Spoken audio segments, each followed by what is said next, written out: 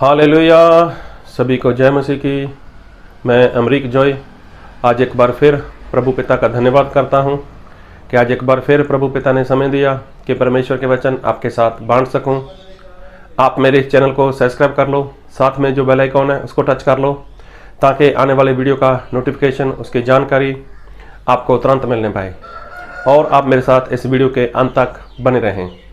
हमारे परमेश्वर वो बहुत ही महान हैं, वो बहुत ही दयालु है, वो बहुत ही कृपालु हैं, ऐसा बाइबल में लिखा है। और वो परमेश्वर विलंब से क्रोध करने वाले परमेश्वर हैं और वो परमेश्वर भस्म करने वाली आग भी है। लेकिन उस परमेश्वर का जो प्यार है वो सभी इंसान लोगों के लिए है। इंसान कैसा भी हो, किसी भी वो जाति का हो, किसी वो धर्म का हो, पढ़ा लिखा हो, अनपढ़ हो, गोरा हो, काला हो, नाटा हो, लंबा हो, कैसा भी हो, किसी भी वो बीमारी में हो, कैसे भी कर्जे में हो, लेकिन परमेश्वर सभी से प्रेम करते हैं और सभी को बचाना चाहते हैं। और परमेश्वर चाहते हैं कि सभी का उद्धार हो और सभी लोग परमेश्वर के ऊपर अपना विश्वास लेकर आएं। तो हमारे परमेश्वर कभी भी किसी के साथ वो पक्ष नहीं करते। तो आज हम परमेश्वर के वचन से कुछ बात करेंगे, लेकिन उसके पहले मैं एक आपको छोटी सी बात बताना चाहता हूँ।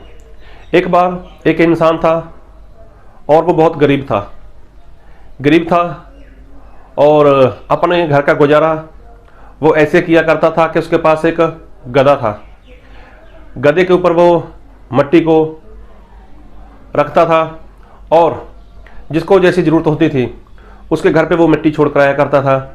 तो ये काम वो किया करता था और ऐसे ही वो इंसान अपने घर का गुजारा चला रहा था। तो ऐसे वो उसको काम जब करना होता था तो वो कहीं दूर, कहीं पास में जाकर कहीं से मिट्टी को उठाता या मिट्टी को पहले वहाँ से निकालता, उसको गधे के ऊपर रखता और वो दूसरे लोगों के घर में उस मिट्टी को छोड़ कर आता था। मिट्टी को मतलब छोड़ कर आना, उसका कारण ये था कि जैसे आज लोग अपने रहने के लिए कोई घर बनाते हैं और घर बनाने के लिए उनको मिट्टी की ज़रूरत रहती है, तो इसी तरह से उसका काम था। तो उसका काम ये चलता रहता था। एक बार ऐसा हुआ कि वो भाई साहब कहीं पर मिट्टी खोद रहे थे, ज़मीन को खोद रहे थे मिट्टी निकालने के लिए। अचानक उसके हाथ में एक हीरा लग गया। तो उसने देखा ये तो कांच के समान है और काफ़ी चमकदार है। तो अभी उसने कभी हीरा देखा नहीं है, हीरा कैसा है, क्या है, कुछ नहीं मालूम उसको। लेकिन उसने क्या किया, उसको उठाया और उसने एक कुछ वहाँ से रस्सी ली या कुछ ऐसा कुछ उसने उसको बांधने के लिए कुछ वहाँ से उठाया। उसने क्या किया, गधे के गले में उस हीरे को बांध दिया। तो अभी इसको क्या मालूम ये हीरा क्या है, कैसा है, लेकिन ऐसे वो चलता रहा। तो जब कभी वो गधे को नहलाता तो उसी हीरे को उसके गले से उतारता और उसके साथ गधे को उसने अच्छे से उसके ऊपर घिसना शुरू कर देता था। ऐसे कुछ समय निकला। एक बार दूर शहर से एक इंसान आया और वो जौहरी था। उसने देखा यार ये कैसा इंसान है, इसके पास तो हीरा है, तो मुझे लगता है इसको इसकी खबर ही नहीं है। तो अब ये बात सही थी उस जौहरी की। तो जौहरी ने क्या सोचा, इसके हाथ से ये मैं ले लेता हूँ। तो जौहरी उस गरीब इंसान के पास गया। उसने बोला, भैया आपने ये जो गधे के गले में कांच का ये टुकड़ा बांध रखा है, तो क्या आप मुझे बेचोगे? तो उसने बोला, कितने में? उसने बोला, कोई बात नहीं, मैं आपको 100 रुपया दे देता हूँ। अभी इस गरीब इंसान के लिए 100 रुपया बहुत मायने रखता था। उसने बोला, ठीक है आप ले लो, मेरे किस काम का है, मैं तो वैसे बांध कर रखा हुआ है। अभी उसने इसको दे दिया। अभी वो उसकी कीमत तो बहुत महंगी थी, काफ़ी अनमोल था, मूल्यवान था। लेकिन उसने जो जौहरी था अभी वो बहुत खुश हुआ मन में, अरे इतने लाखों रुपए की चीज़ मुझे कितने मतलब 100 रुपये में मिल गई। वो बहुत खुश था। अभी ऐसे चलते हुए जब वो चला तो अचानक से उसको ठोकर लगी। वो खुद तो संभल गया, लेकिन जो उसके हाथ में हीरा था वो नहीं संभल पाया। वो ज़मीन के ऊपर गिर गया और जब गिरा तो क्या हुआ, वो टूट गया। अभी जौहरी बहुत दुखी हुआ। बहुत बहुत दुखी हुआ। उसने खुद से बातें करना शुरू कर दी, हीरे के बारे में बोलना शुरू कर दिया। देखो कब से ये हीरा इस गधे के गले में लटक रहा है, और जिस इंसान के पास है उसको इसके बारे में पता भी नहीं है। अरे कितनी बार उसने गधे को इसी हीरे के साथ उसने घिसा, लेकिन कभी टूटा नहीं है। आज मेरे हाथ में आया और मेरे हाथ से ये फिसल गया और टूट गया। अभी तभी उसे एक बात सुनने को मिली। हीरे ने ऐसा बोला कि देख, मैं जिसके हाथ में था वो तो मुझे जानता नहीं था कि मैं कौन हूँ। वो तो मुझे जानता नहीं था कि मेरी कीमत क्या है। वो तो मेरे बारे में जानता नहीं था कि मैं कितना मूल्यवान हूँ। लेकिन तू तो जौहरी है, तुझे तो पता होना चाहिए था कि मैं कितना मूल्यवान हूँ। अगर मैं इतना मूल्यवान हूँ तो तूने मेरी कीमत कितनी लगाई? सिर्फ 100 रुपये।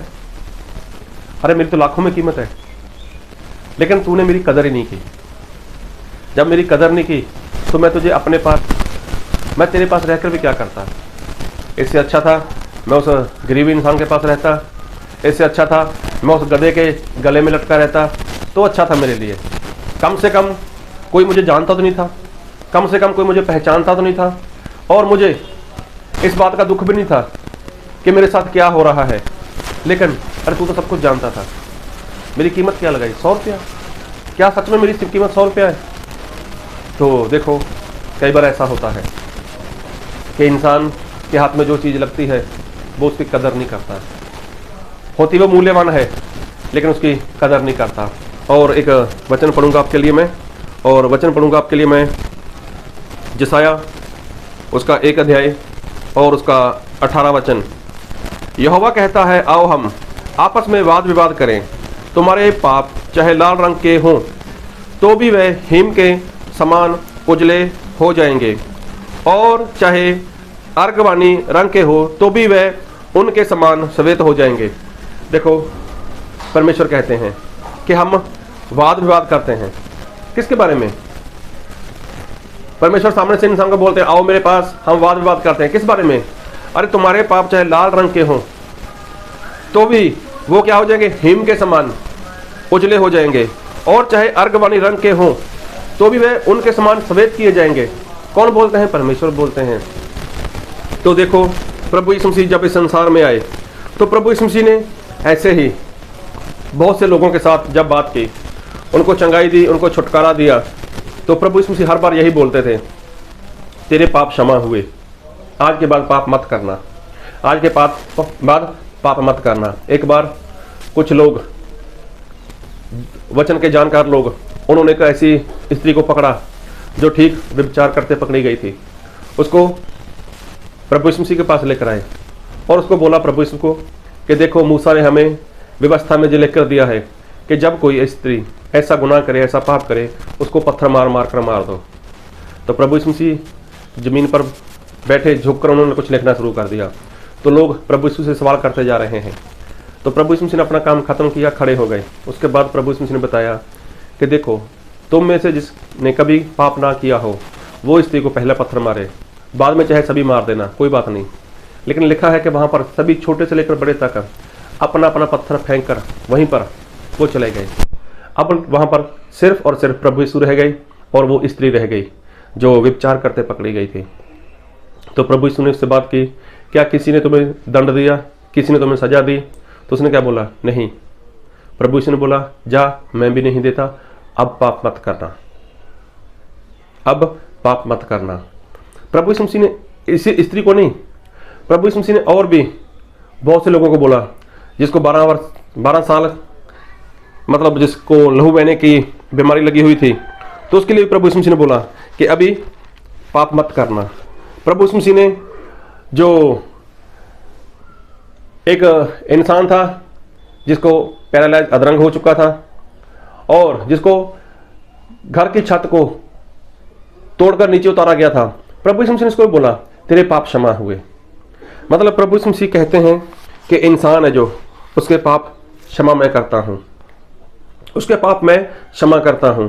फिर एक स्त्री थी जिसका नाम था मरियम, जो मार्था की बहन थी लाजर, जिसको प्रभु यीशु मसीह ने 4 दिन से, जब वो मरा हुआ था, उसको जिंदा किया था। तो उसकी बहन मरियम, अब उसका जीवन कैसा था? उसका जीवन सही नहीं था। लेकिन जब वो प्रभु यीशु मसीह को मिलने के लिए आई तो क्या लेकर आई थी? वो अतर लेकर आई थी। और प्रभु यीशु मसीह के ऊपर उसने अतर रख दिया, डाल दिया। अपने आंसुओं के साथ प्रभु यीशु मसीह के पैर को भिगोया और अपने बालों के साथ प्रभु यीशु मसीह के पैरों को साफ किया। और वहां पर जो इंसान था जिसने प्रभु यीशु मसीह को अपने घर पे न्योता दिया था, बुलाया था प्रभु यीशु को खाने पर, तो उसने क्या सोचा? अगर ये भविष्यवक्ता होता, अगर ये नबी होता तो जान जाता ये स्त्री कौन है जो उसको छू रही है। तो देखो, उस स्त्री के भी बहुत ज़्यादा गुनाह थे, बहुत ज़्यादा पाप थे। तो प्रभु यीशु मसीह ने उसके पाप क्षमा कर दिए। मतलब प्रभु यीशु मसीह हर इंसान को वो क्षमा करते हैं, हर इंसान को वो माफ़ करते हैं जब कोई इंसान प्रभु यीशु के पास आता है। और बाइबल में एक वचन पढ़ेंगे हम लोग, और बाइबल में पढ़ूंगा इब्रानियों उसका 10 अध्याय उसके 26 वचन। क्योंकि सच्चाई की पहचान प्राप्त करने के बाद यदि हम जानबूझकर पाप करते रहें तो पापों के लिए फिर कोई बलिदान बाकी नहीं। हाँ, दंड का एक भयानक बाट होना और आग का ज्वलन बाकी है जो विरोधियों को भस्म कर देगा। देखो, इंसान के पाप कैसे भी हों, प्रभु यीशु ने जैसे लिखा है बाइबल में, यशायाह 1:18, तुम्हारे पाप चाहे लाल रंग के क्यों ना हो, मैं सफेद कर दूंगा। तुम्हारे पाप चाहे कितने भी वो गंदे घिनौने क्यों ना हो, तो मैं उनको साफ कर दूंगा। लेकिन पाप कैसे भी है, उसके बाद लिखा है, जब इंसान सच्चाई को जान लेता है, सच्चाई को जान लेता है और उसके बाद वो जानबूझकर पाप करता है, तो फिर लिखा है उसके लिए फिर कोई बलिदान नहीं है।